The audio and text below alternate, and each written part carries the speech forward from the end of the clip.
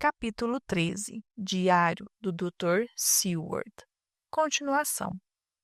O enterro foi marcado para o dia seguinte, a fim de que Lucy e sua mãe pudessem ser enterradas juntas. Tomei as providências devidas. Não havia parentes na cidade e, como Arthur teve de voltar no dia seguinte para assistir ao enterro de seu pai, nos encarregamos dos trâmites. Em vista dessas circunstâncias, eu e Van Helsing nos encarregamos de examinar os papéis. Ele fez questão de examinar os papéis de Lucy. Tirando de uma carteira o papel que estava no colo dela e que ela rasgara dormindo, disse: quando você descobrir quem é o procurador da senhora Westenra, sele todos os papéis e escreva para ele. Quanto a mim, vou ficar aqui neste quarto e no antigo quarto de Miss Lucy durante toda a noite, vendo o que há. Não convém que seus próprios pensamentos caiam nas mãos de estranhos. Arthur, amanhã poderá cuidar dos papéis da senhora Westenra, pois o enterro do pai dele foi hoje. Devemos agora descansar um pouco. Amanhã teremos muito que fazer, mas esta noite não precisarão de nós. Antes de sairmos, fomos ver de novo a pobre Lucy. O quarto já estava transformado numa câmara ardente. Havia muitas flores e a morte se tornara o menos repulsiva que pode ser. O rosto de Lucy estava coberto com um lençol e, quando o professor o descobriu, delicadamente, tanto eu quanto ele ficamos surpreendidos com a sua beleza. Era difícil para mim acreditar que estava contemplando um cadáver. Fique aqui até eu voltar, disse o professor, e saiu do quarto. Voltou trazendo um punhado de alho bravo que tirara de uma caixa que estava no vestíbulo, mas que não fora aberta, e espalhou as flores sobre o corpo e em torno do leito.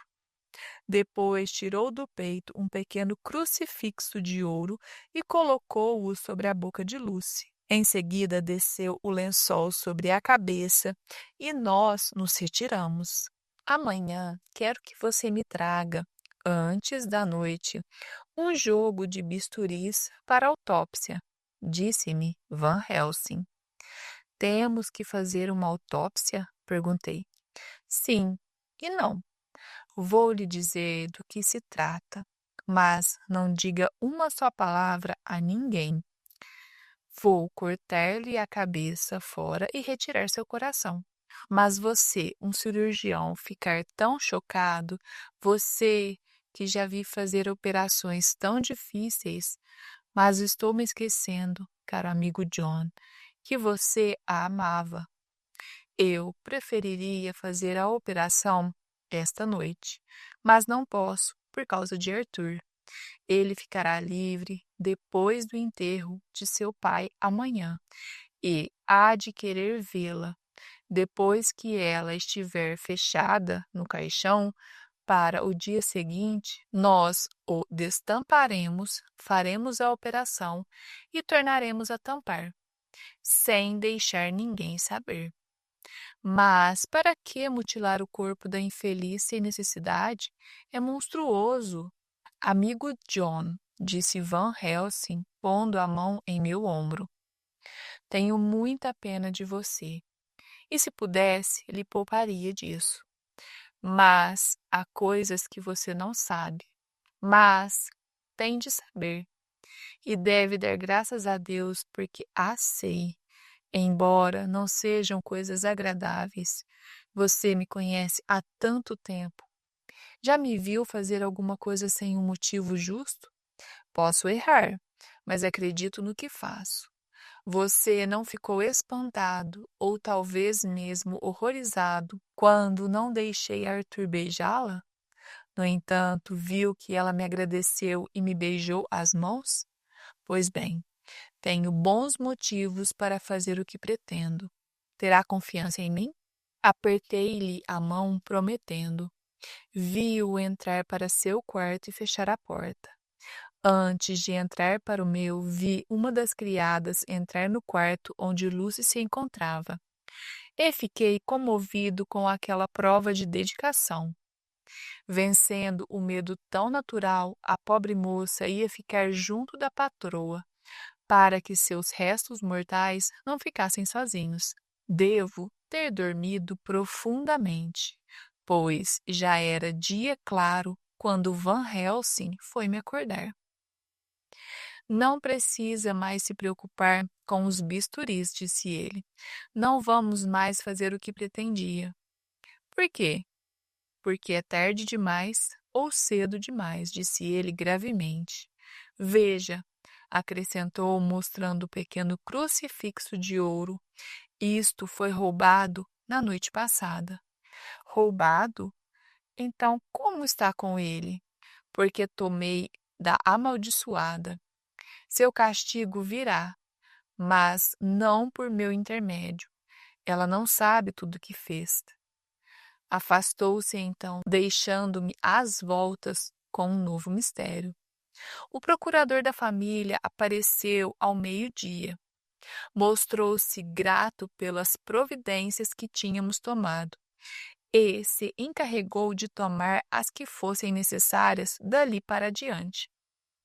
Durante o almoço, contou-nos que a senhora Westenra vinha esperando desde algum tempo morrer de repente e pusera todos os seus negócios em ordem, com exceção de alguns bens vinculados deixados pelo pai de Lucy, e que agora terão de ser herdados por parentes afastados. Todos os bens móveis e imóveis caberão a Arthur Holmwood. Arthur, agora Lord Godalming, pela morte do pai, fazia pena quando apareceu. Sei que era muito bom filho, e perder ao mesmo tempo o pai e a noiva deve ter sido um golpe terrível. Levei-o ao quarto onde estava o corpo e levantei o lençol de seu rosto. Meu Deus, como estava bonita! Parecia estar ficando mais linda de hora em hora. Arthur estremeceu, depois me perguntou quase sem voz: Ela está mesmo morta? Assegurei-lhe que, infelizmente, essa era a verdade, e disse-me que devia se despedir dela, pois o caixão tinha que ser preparado.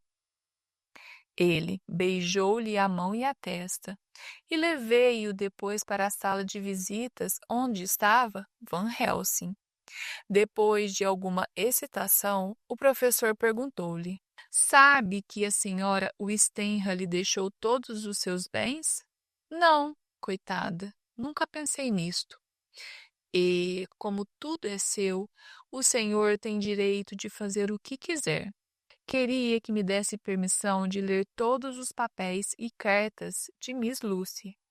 Pode crer que não se trata de mera curiosidade, mas que é para o bem de Lucy. Doutor Van Helsing, exclamou Arthur, com seu modo franco. Pode fazer o que quiser. Sinto que, ao dizer isto, estou fazendo uma coisa que minha querida Lucy teria aprovado. E tem razão, disse o velho professor. Haverá sofrimento para todos nós, mas devemos ser corajosos e abnegados e cumprir o nosso dever. Dormi naquela noite num sofá no quarto de Arthur. Van Helsing passou a noite em claro, andando de um lado para o outro do quarto e sem perder de vista o quarto onde se encontrava Lucy em seu caixão. Diário de Mina Harker, 22 de setembro.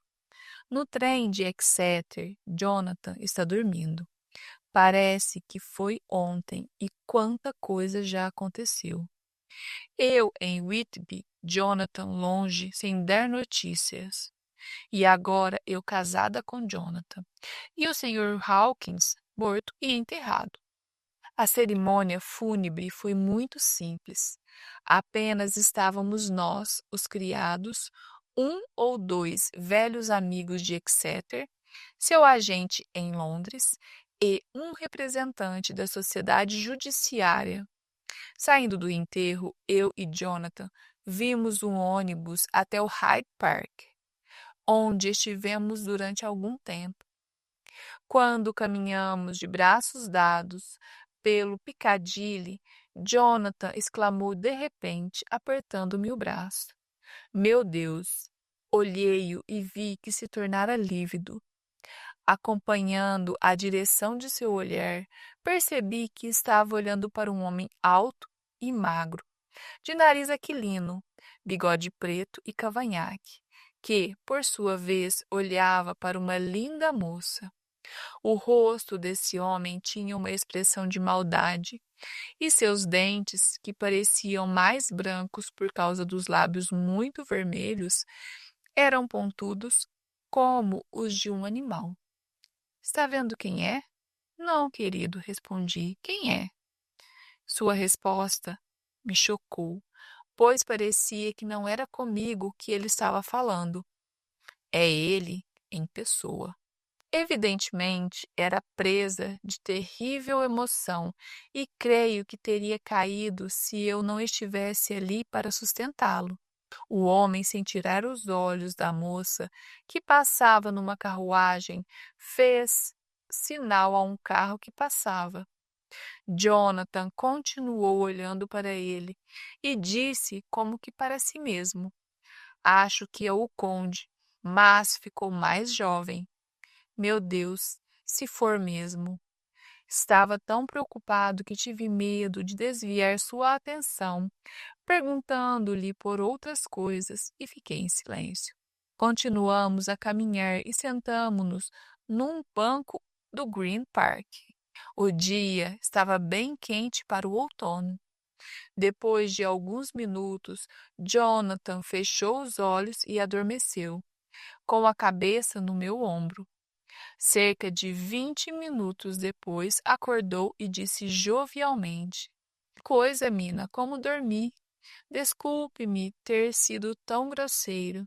Venha, vamos tomar um chá em algum lugar. Sem dúvida, tinha se esquecido tudo a respeito do sujeito moreno. Não me atrevi a perguntar-lhe. Mais tarde. Que tristeza a volta à casa ainda vazia com a morte do Sr. Hawkins.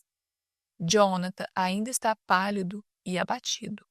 E agora recebi um telegrama de Van Helsing dizendo: Lamento comunicar-lhe que a senhora Westenra morreu há 5 dias e que Lucy morreu anteontem. Ambas foram enterradas hoje. Quanta tristeza em tão poucas palavras. Diário do Dr. Seward, 22 de setembro. Tudo terminou. Arthur regressou a Ring em companhia de Quincy Morris. Quincy é um bom sujeito. Acho que está sentindo tanto a morte de Lucy como qualquer um de nós. Van Helsing está descansando um pouco para a viagem.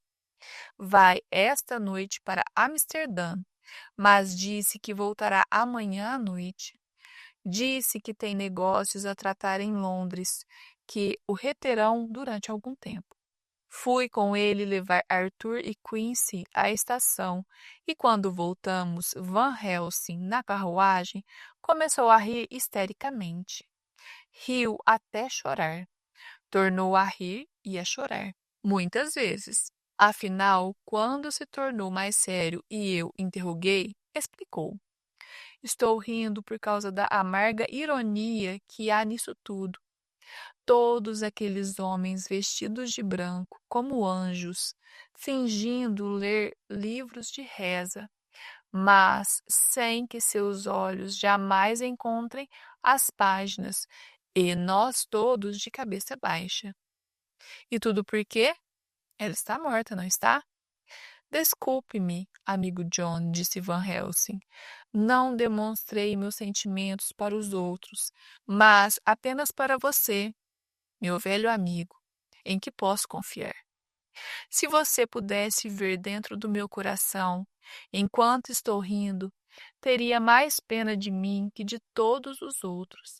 Fiquei comovido com o tom de sua voz e perguntei por quê. Porque sei, disse ele. Assim, agora, estamos todos espalhados, e, por muitos dias, a solidão pairará sobre nossos tetos com asas contemplativas. Lucy jaz na tumba da sua família, uma capela majestosa em um cemitério solitário, longe da tumultuada Londres, onde o ar é fresco e o sol nasce detrás de Hampstead Hill, e onde flores silvestres brotam por vontade própria. Deste modo, posso terminar este diário, e só Deus sabe se algum dia começarei outro.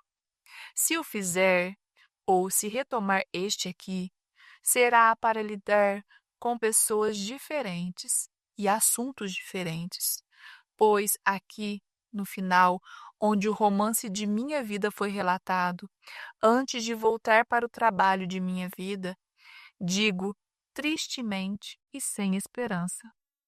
Finis. De Westminster Gazette, 25 de setembro. Um mistério em Hampstead está ocorrendo nos arredores de Hampstead. Uma série de acontecimentos que aparecem se emparelhar com aqueles que fizeram surgir cabeçalhos berrantes, como o horror de Kingston ou a Mulher de Preto. Durante os últimos 2 ou 3 dias, várias crianças estiveram desaparecidas durante a noite. Todas elas eram tão novas que, ao serem encontradas, não souberam explicar onde tinham estado. Mas todas se desculpavam, dizendo que tinham estado com uma dama de branco. Todas desapareceram a altas horas da noite e apenas 2 foram encontradas na manhã seguinte. Supõe-se que a primeira criança desaparecida inventou que a dama de branco a convidou para dar um passeio e que as outras a imitaram. Há, contudo, um aspecto do caso que parece sério, pois algumas das crianças desaparecidas à noite apresentam ligeiros ferimentos no pescoço. Os ferimentos parecem ter sido produzidos por um rato ou um cão de tamanho pequeno, que, embora não tenha muita importância por si mesmos, parecem indicar que o animal que os produz tem um certo método. A polícia recebeu instruções para ter o máximo de cuidado com as crianças encontradas, especialmente as mais pequenas, e com qualquer cão solto pelas ruas. The Westminster Gazette, 25 de setembro. Edição extraordinária. O horror de Hampstead. A Dama de Branco. Outra criança ferida. Acabamos de ser informados que outra criança desaparecida durante a noite passada só foi encontrada às últimas horas da manhã de hoje, num matagal ao lado de Mount Shooter, lugar muito deserto. A criança tinha o mesmo ferimento no pescoço observado nos outros casos. Estava num estado de grande fraqueza e muito pálida. Quando melhorou, contou a mesma história, dizendo ter sido atraída pela dama de branco.